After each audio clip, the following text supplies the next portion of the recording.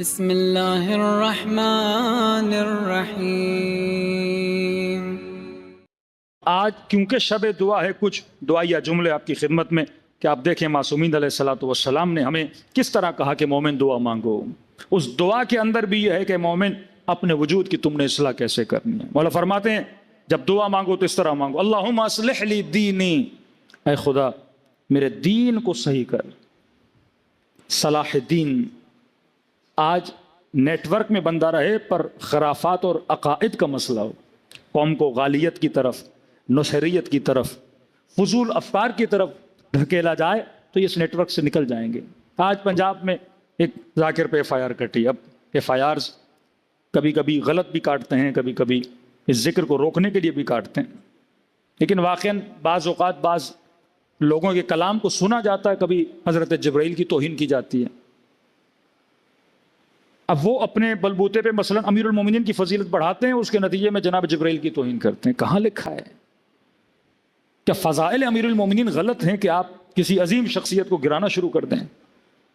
کہ قرآن کا حکم، اللہ کہتا ہے میری لعنت ہے عدو جبرائیل پہ، حضرت جبرائیل کے دشمنوں پہ خدا لعنت بھیجتا ہے قرآن مجید، کھلم کھلا اللہ کی لعنت ہے قرآن میں۔ جو حضرت جبرائیل کو برا بلا کہتا ہے، اللہ کہتا ہے میری ان پہ لعنت ہے۔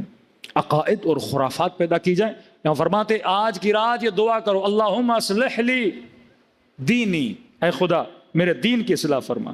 پھر فرمایا وَأَصْلِحْ لِي فِي دُنْيَاي، اے خدا صرف دین نہیں میری دنیا کی بھی اصلاح کر۔ کیوں؟ کیونکہ الَّتِي فِيهَا مَعَاشِي، کیونکہ میری دنیا کے اندر میرا رزق ہے۔ اے خدا اگر میرا رزق اور روزی کم ہو جائے گا، اس کی اصلاح نہیں ہوگی، اچھا کاروبار نہیں ہوگا، اچھا کام نہیں ہوگا، تو اپنے دین پر بھی توجہ نہیں دے پاؤں گا۔ وَأَصْلِحْ آخِرَتِي، اے خدا میری دنیا بنا، میرا دین بنا، میری آخرت بھی اصلاح فرما۔ کیوں؟ کیونکہ اِنَّ إِلَيْهَا مَعَادِي، کیونکہ آخرت سے میری قیامت جڑی ہوئی ہے۔ اگر میری آخرت بگڑ گئی تو گویا میری قیامت کیا ہو گئی؟ بگڑ گئی۔ پھر فرمایا امام باقر فرماتے ہیں اصلح لی فی نفسی، اے خدا میرے نفس کی اصلاح فرما، کیونکہ تمام تر نفسوں میں سے برترین نفس نفس انسان ہے۔ کسی سے پوچھو شیر سب سے درندہ ترین حیوان ہے، کہ سب سے بدترین نفس انسان کا نفس ہے، حیوان کا بھی نہیں۔ کیوں؟ شیر درندہ صفت ہے، لیکن ایک بوڑھے شیر کو بٹھاؤ اور کیلکولیٹ کرو کہ جناب شیر صاحب آپ نے پوری زندگی میں کتنے ہرن کھائے، کتنوں کو مارا، تو اگر 80 سال کا بوڑھا شیر ہوگا شاید بول دے بھائی 600-700 میں نے ہرن کھا لیے ہوں گے پوری زندگی میں، شکار کر دیا ہوگا۔ لیکن ایک نفس کے بگڑے ہوئے انسان سے پوچھو تو نے کتنے لوگ مارے، تو کہے گا میرے ایک ایٹم بم نے 60,000 لوگوں کو لقمہ اجل بنا دیا۔ کہا یہ اس شیر سے زیادہ درندہ ہے، کیونکہ وہ مارتا ہے ضرورت کی وجہ سے، بھوک لگتی ہے تو کھاتا ہے، اور شیر کا پیٹ بھر جائے ہرن گھومتے رہیں کچھ نہیں کرتا۔ لیکن یہ انسان ہے جب بگڑتا ہے تو یہ قاتل حسین بنتا ہے، جب بگڑتا ہے تو 4 سالہ بچیوں کو تماچے مارتا ہے، جب بگڑتا ہے تو اپنے ہی امام کے ہاتھوں میں رسیاں باندھنا شروع ہو جاتا ہے، جب بگڑتا ہے تو کبھی حضرت یحییٰ کا گلا کاٹتا ہے، جب بگڑتا ہے تو اپنے اماموں کو زہر دیتا ہے، جو لوگ اس کی ہدایت کے لیے آئے اسی کا دشمن بن جاتا ہے۔ اے خدا اصلح لی نفسی، میرے نفس کی اصلاح فرما، کہیں ایسا نہ ہو کہ یہ نفس مجھے اپنے امام کا دشمن بنا دے۔ پھر فرمایا رب اصلح لی ذریتی، اے خدا صرف میرا نفس نہیں میری نسل کی بھی اصلاح فرما۔ آج کتنے شیعہ ہیں جو مغربی ممالک میں چلے گئے ہیں، اگر 100 لوگ گئے ہیں تو میری تحقیق کے مطابق 60% کی نسلیں بگڑ چکی ہیں۔ اگر شیعہ بھی رہے ہیں وہ ذوق، وہ شوق، وہ حیا، وہ غیرت ختم ہو چکی ہے۔ کہ اللہم اصلح لی ذریتی، اے خدا میری ذریت کو بچا۔ کیوں؟ فإنہم عضدی، کیونکہ میری ذریت میرا بازو ہے، میری اولاد میرا بازو ہے، میری نسل میرا بازو ہے۔ اگر مال ہو، دولت ہو، گھر ہو، گاڑی ہو، شہرت ہو، سب کچھ ہو، بیٹا شرابی ہو، بیٹی فاسق ہو، تو گویا تمہارے بازو شل ہیں۔ ایسے بدن کا کیا فائدہ جس کے بازو کام نہ کریں؟ ایسے گھر کا کیا فائدہ جس کے اندر نسلیں بیکار ہو جائیں؟ ایسے خاندان کا کیا فائدہ جس کے اندر نسلیں بد کردار ہو جائیں؟ کہ نہیں خدایا دعا کر، 5واں فرماتے دعا کر اصلح لی ذریتی۔ کیوں؟ خدا یہ میرے بازو ہیں۔ امام حسین کے اوپر بڑے مصائب آئے لیکن فخر کر رہے ہیں علی اکبر پہ، فخر کر رہے ہیں عباس علمدار پہ، ایسے بازو بنائے. پھر فرمایا اللہم اصلح لی اہلی، صرف میری نسل نہیں، میرے خاندان کے جتنے افراد ہیں خدایا ان کی صلاح فرما. کیوں؟ انہم لحمی و دمی، کیونکہ یہ میرے گوشت کے مانند ہیں، یہ میرے گوشت اور خون کے مانند ہیں. فرمایا صرف اس کے لیے، مولا فرماتے پھر اپنے لیے کی، اپنی دنیا کے لیے کی، اپنی آخرت کے لیے کی. اب کہو اللہم اصلح جماعت من المسلمین، اے خدا یہ جو میرے مومنین بھائی ہیں ان کی بھی اصلاح فرما. کیوں؟ کیونکہ ان کی اصلاح میرے فائدے میں ہے. کسی مجلس میں گئے، کہا مولانا ذرا چوری پہ پڑھیں. میں نے کہا کیوں؟ کہا اتنے موبائل نکل گئے ہیں. تو اب اگر موبائل نکلے گا تو مطلب اس بندے خدا کی اصلاح نہیں ہے نا، نقصان کس کا ہو رہا ہے؟ آپ کا ہو رہا ہے. اگر اس کی اصلاح ہو گئی تو فائدہ کس کا ہوگا؟ آپ کا فائدہ ہوگا. کہ یہ راتیں اصلاح کی راتیں ہیں. امام حسین کے پاس ایک جوان آیا، یہ ابن رسول اللہ، جی جوان کہ فرزند رسول گناہ کرنا نہیں چاہتا، کیا کروں، عادت ہے. امام فرماتے ہیں 2 کام کر، اس کے بعد جتنی دل ہے جا کے گناہ کر، مرضی ہے تیری. اگر یہ 2 کام کر دے. کہ مولا کون سے 2 کام؟ گویا امام حسین سمجھے کوئی پرمیشن دے رہے ہیں. مولا فرمایا پہلا کام، ایسی جگہ پہ جا کے گناہ کر جہاں اللہ کی آنکھ تجھے نہ دیکھے. تو کوئی جگہ ڈھونڈ لے، جا کے گناہ کر لے. دوسرا فرمایا اس کا کھاتا ہے، اس کا کھانا چھوڑ دے. کہ مولا یہ دونوں امپاسبل ہیں. کہ پھر گناہ چھوڑ دے. کہ مولا گناہ سے بچنے کے لیے کوئی طریقہ تو بتائیے. 4 چیزیں جلدی جلدی میں بتا رہا ہوں. پہلی چیز معصوم فرماتے ہیں تشخیص، انگلش میں بولتے ہیں ڈائگنوز. پر مومن اپنے نفس کی اصلاح کرنی ہے، تربیت نفس کرنا ہے، تو پہلے ڈھونڈ کے تیرے اندر بیماری کیا ہے. جو ڈاکٹر بیماری کی تشخیص نہیں کرتا وہ مریض کو دوائی غلط دیتا ہے، الٹا مار دیتا ہے. تبھی کا بہترین ڈاکٹر وہ ہے جو مرض کو سمجھ جائے. آج جب ڈاکٹر کو کچھ نہیں سمجھ آتا، کہتا آپ ڈپریشن کے مریض ہیں، یہ نیند کی گولی جا کے کھا لیں، مسائل سارے کیا ہو جائیں گے؟ حل ہو جائیں گے.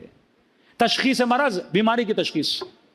آپ نے حیدرآباد جانا ہے، آپ کو راستے کا پتہ نہیں، غلط راستے پہ چلے گئے، دنیا کی بہترین گاڑی بھی ہوگی، جتنی سپیڈ مارو گے اتنا ہدف سے کیا ہو جاؤ گے؟ دور ہو جاؤ گے. آج بعض عزاداروں کو، بعض ممبریوں کو ہدف امام حسین کا پتہ نہیں، کام تو کر رہے ہوتے ہیں پر ہدف سے کیا ہو رہے ہوتے ہیں؟ دور ہو رہے ہوتے ہیں. عزا امام میں آؤ، پہلے پوچھو مولا کا ہدف کیا تھا، اتنا خرچے کا ہدف کیا ہے، مقصد حسین کیا تھا، ہدف پہچانو. محنت کرو گے، زور لگاؤ گے، اپنے بدن سے خون نکالو گے اور کہو گے جناب نماز پڑھو. مولانا کپڑے نجس سے نماز کیسے پڑھوں؟ ہدف امام حسین کو بھول کے اگر کوئی کام کرو گے تو اس کام کی نہ جزا ملنے والی ہے، بلکہ شاید امام حسین الٹا تمہیں سزا دے کہ تم نے واجب کو چھوڑ دیا. اگر انسان ہدف بھول جائے، ہدف کو پتا ہو کہ عزا امام حسین کا مقصد کیا ہے. بھئی میں نہیں بتا رہا، کلام ابا عبداللہ الحسین ہے کہ میں لوگوں کی اصلاح کے لیے آیا. حرموا حلال اللہ، اللہ کے حلال کو حرام کر دیا، اللہ کے حرام کو حلال کر دیا، حدود خدا کو انہوں نے پامال کر دیا، فسق و فجور میں پڑ گئے. یہ کون ہے؟ یہ کلام ابا عبداللہ. 4 خطبے پڑھو امام حسین کے جب کربلا جا رہے تھے، کیا کہہ کر جا رہے تھے؟ موت میرے لیے زینت ہے، ہماری رضا پہ خدا راضی ہے، اس راستے بلا آئے گی تو صبر کریں گے. یہ راستہ، اس راستے پہ میرا ساتھ وہی دے سکتا ہے جو اپنی جان اپنے ہتھیلی پہ رکھ کے حسین کے ساتھ چلے. یہ کیا ہے؟ ہدف امام حسین ہے. اب بندہ عزا کرے پر ہدف سے دور ہو جائے تو محنت جتنی کرے گا اس محنت کا کوئی فائدہ نہیں ہوگا. تشخیص مرض، ڈائگنوز کر تیرے اندر بیماری کون سی. مشکل ترین کام ڈائگنوز، اور ڈائگنوز کے بعد مشکل ترین کام دوسری چیز معصوم فرماتے ہیں عزم و ارادہ. دعائے کمیل پڑھو، وشدد علی العزیمت جوانحی.